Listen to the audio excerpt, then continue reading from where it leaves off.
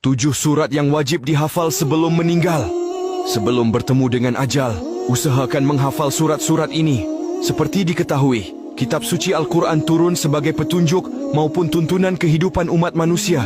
Adapun keutamaan membaca ke-7 surat tersebut bahkan sudah tertuang dalam hadits. 1. Surat Al-Mulk. Ada suatu surat dari Al-Quran yang terdiri dari 30 ayat dan dapat memberikan syafaat bagi yang membacanya sampai dia diampuni, yaitu surat Al-Mulk. Hadis riwayat Imam Tirmidzi.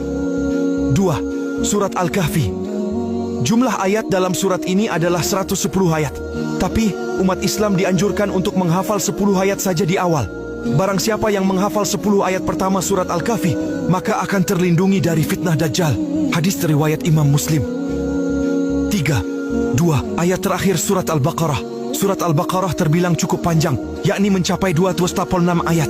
Tapi ada 2 ayat yang wajib dihafal, yakni ayat 285 dan 286. 2 ayat terakhir. Barang siapa membaca 2 ayat terakhir dari surat Al-Baqarah pada malam hari, niscaya ia akan diberi kecukupan. Hadis riwayat Bukhari, nomor 5009. 4. Surat Ar-Rahman. Menghafal surat Ar-Rahman membawa manfaat yang tidak main-main. Memiliki arti yang maha pemurah. Surat ini terdiri dari 78 ayat. Menurut riwayat Imam Ja'far, siapapun yang membaca surat Ar-Rahman dan meninggal dunia, kematiannya seperti mati syahid. 5. Surat Al-Waqiah. Rasulullah Shallallahu Alaihi Wasallam pernah bersabda mengenai surat Al-Waqiah ini. Apabila seseorang membaca surat Al-Waqiah pada tiap malam, maka Allah tidak akan menimpakan kemiskinan kepadanya. 6. Ayat kursi.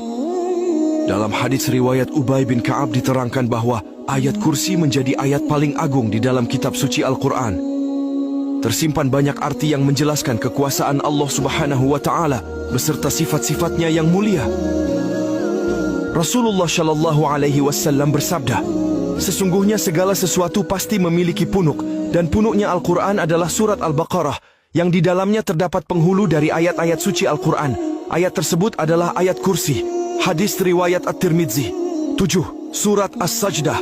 Nabi Muhammad Shallallahu Alaihi Wasallam rutin membaca surat As-Sajdah.